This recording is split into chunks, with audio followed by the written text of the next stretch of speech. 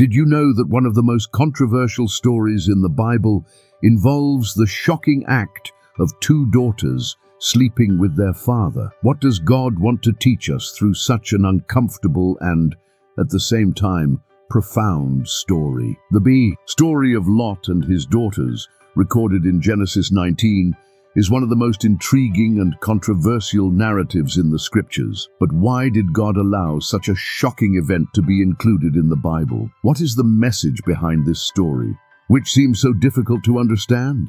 In today's video, we'll explore four main points: the historical and biblical context that led Lot's daughters to take this action, what motivated this extreme decision, driven by fear and loneliness, the consequences of this act for future generations, and finally, the precious spiritual lessons this story can bring to our lives today. So, stay with me until the end, because this story, as controversial as it may seem, has something powerful to teach us about trusting God, even in the most difficult situations. Take a moment to like this video, subscribe to the channel, and turn on the notification bell to receive more impactful content like this.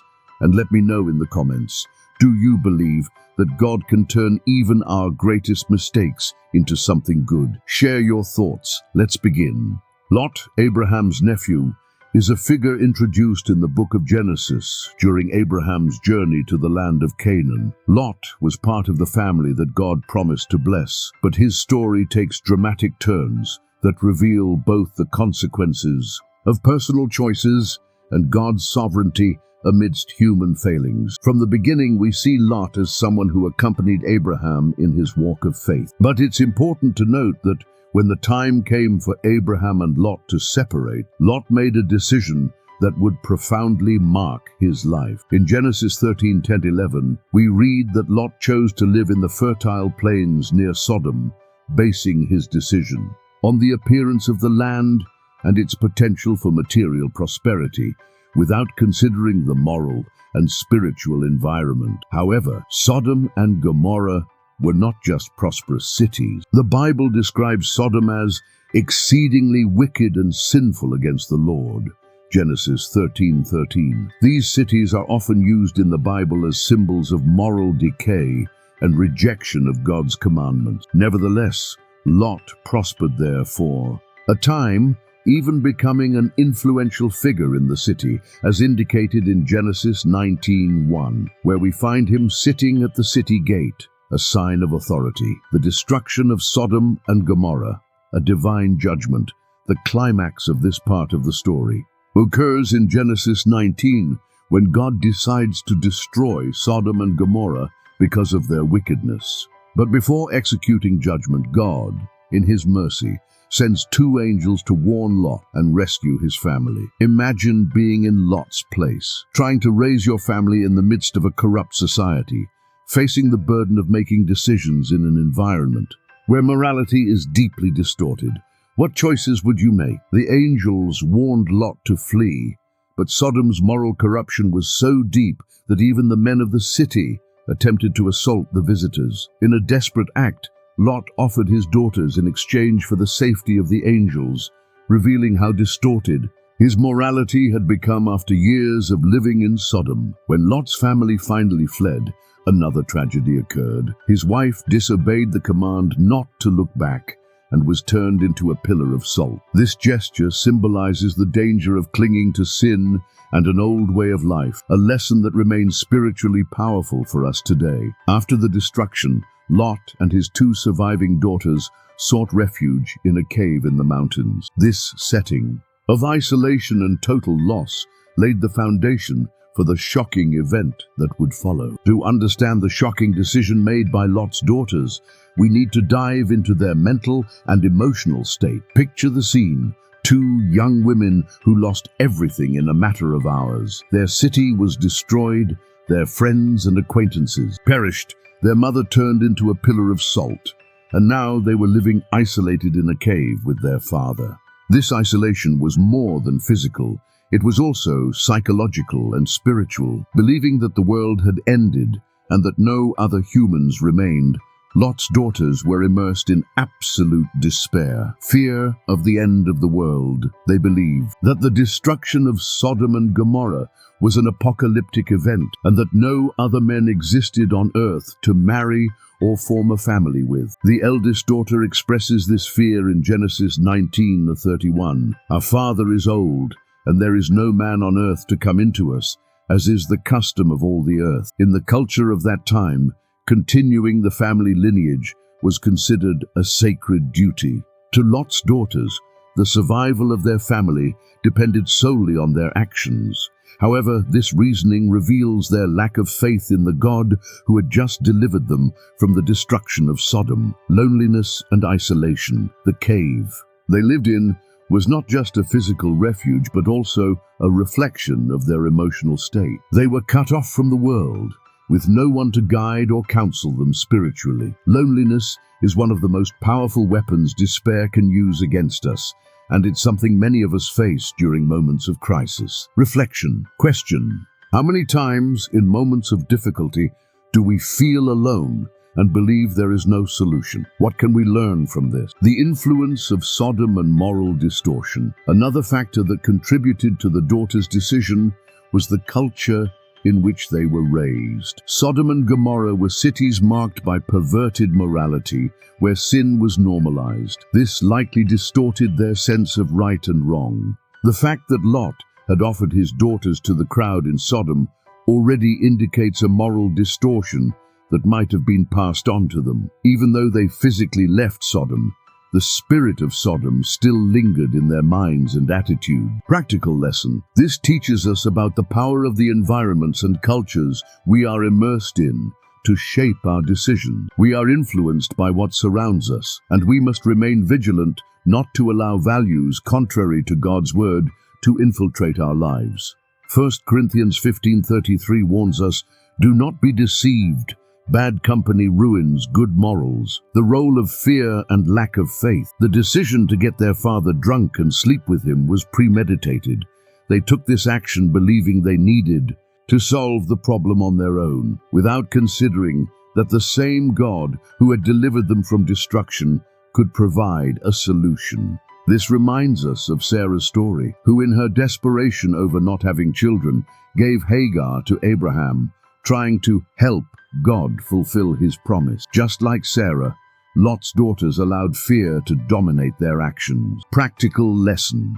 When we face crises, we are tempted to act without consulting God, relying only on our logic or emotions. However, Proverbs 3:5-6 teaches us, "Trust in the Lord with all your heart, and lean not on your own understanding. In all your ways acknowledge him, and he will make your paths straight." In the next chapter, we will explore the consequences of this desperate decision and how God, in his sovereignty, used even this mistake to fulfill his plans. The decision of Lot's daughters was not without consequences. The act of sleeping with their father resulted in the birth of two sons, Moab and Ben-Ami, who became the patriarchs of two nations, the Moabites and the Ammonites. These nations would have a significant impact on the history of Israel, often as declared enemies of God's people. Moab and the Moabites.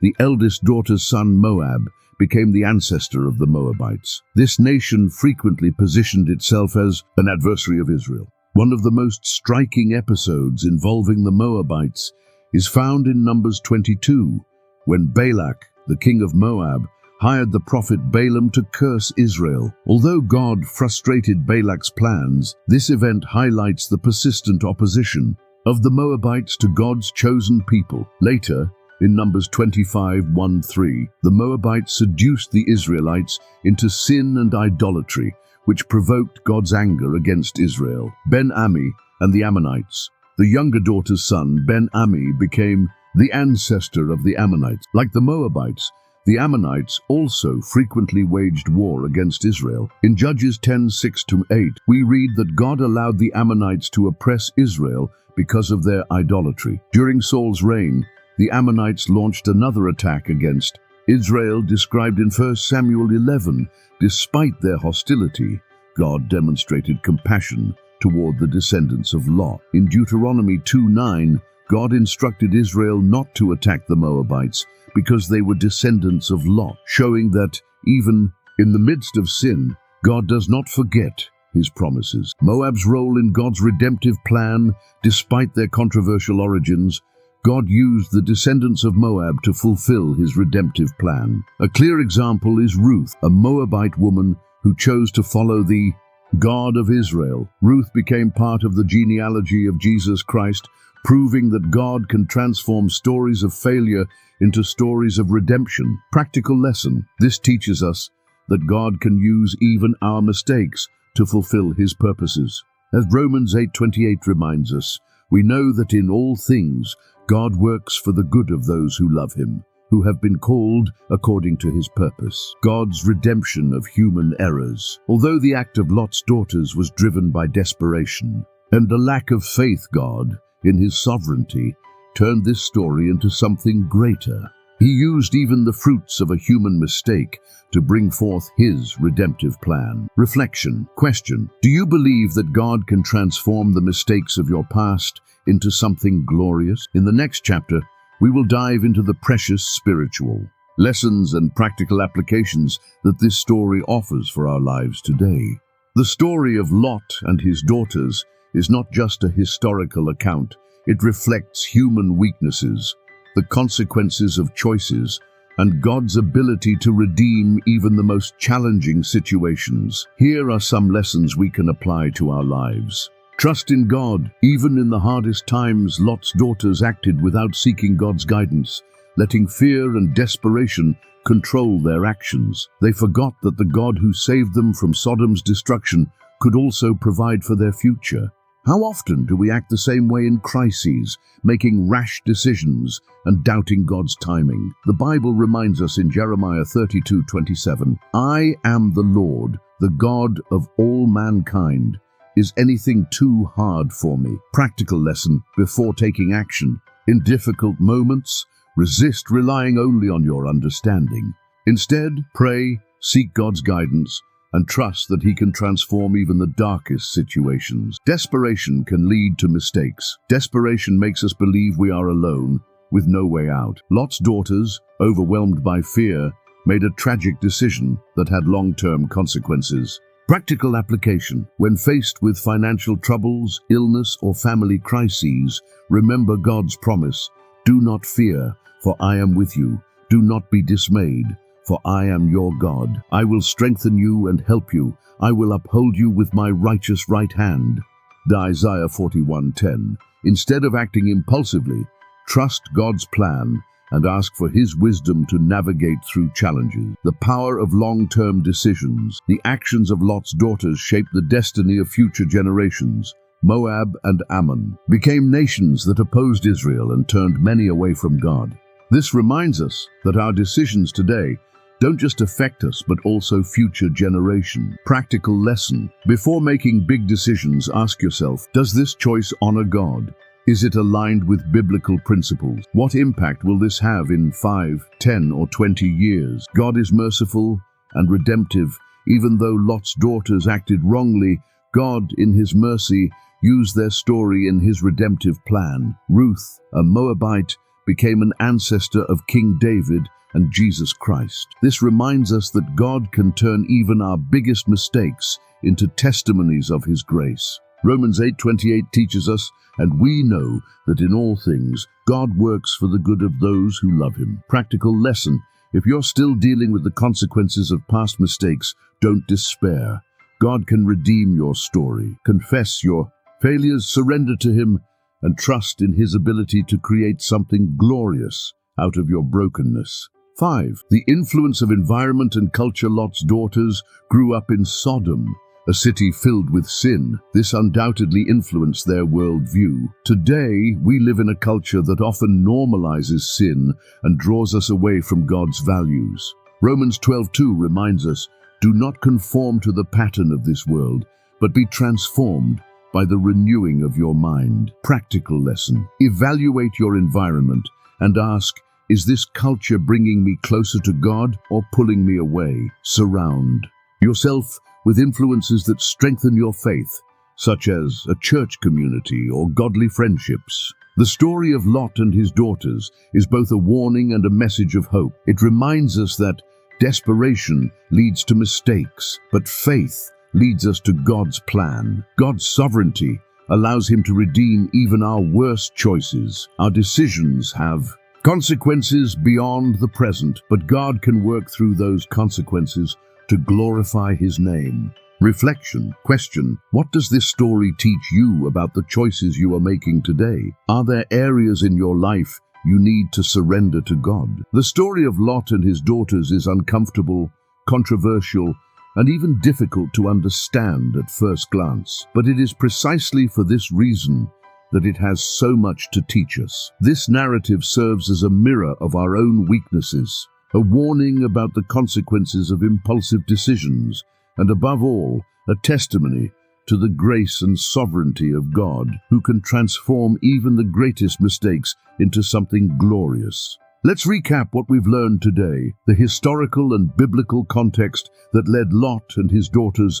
to isolate themselves in a cave after the destruction of Sodom and Gomorrah; the desperation of Lot's daughters who, driven by fear and a lack of faith, made an extreme and mistaken decision; the consequences of their actions, which led to the creation of the nations of Moab and Ammon, often enemies of Israel, but ultimately part of God's redemptive plan through Ruth, a Moabite in the lineage of Jesus. Finally, the spiritual lessons and practical applications this story offers, such as trusting God in difficult times, avoiding hasty decisions, and recognizing that God specializes in redeeming even our worst mistake. Practical tips to apply to your life now that we've delved into this rich story. Here are some practical tips to help you apply these lessons to your daily life. Pray before making important decisions. In moments of crisis, the temptation to act impulsively is great. But before making any decision, seek God's guidance in prayer. Trust that He sees what you cannot and that His answers always come at the right time. Cultivate your faith. During calm moments, don't wait for a crisis to start trusting God. Strengthen your faith now by reading the Bible, praying daily, and participating in a faith-based community. That way, when challenges arise, you'll be spiritually prepared. Choose your companions and influences wisely. Examine the environment around you. Are you being influenced by people or values that draw you away from God? If so, ask the Lord for wisdom to make necessary changes and invest in healthy, faith-building relationships. Don't let desperation control your actions. Desperation is temporary, but the consequences of your decisions can be permanent. Trust that God is in control, even when everything seems hopeless. Remember, He is the God of the impossible. Embrace God's redemptive grace. If you've made mistakes in the past, know that God can use even your errors to fulfill His purposes. Confess your sins, repent, and allow Him to turn your past into a powerful testimony for His glory. God is the ultimate author of rewritten stories. He can turn chaos into blessing, tragedy into redemption, and mistakes into something beautiful. If you feel like your story is lost, trust that God has the power to restore, redeem, and renew everything. As Romans 8:28 says, we know that in all things God works for the good of those who love Him, who have been called according to His purpose. Now I want to hear from you. What areas of your life do you need to fully surrender to God? Are there any decisions you've been making without consulting Him? Leave your response in the comments and share your experience. Your story might inspire someone else who's going through a similar situation. If this video has brought value to your life, don't forget to like, share it with your friends, and subscribe to the channel. Turn on the notification bell so you won't miss upcoming content, because together we will continue exploring biblical truths that can transform our lives. Remember, God always has a purpose, even in the most challenging stories of the Bible, and He has a purpose for your life too. Trust Him and allow His grace to work in you. May God bless you and your family. See you in the next video.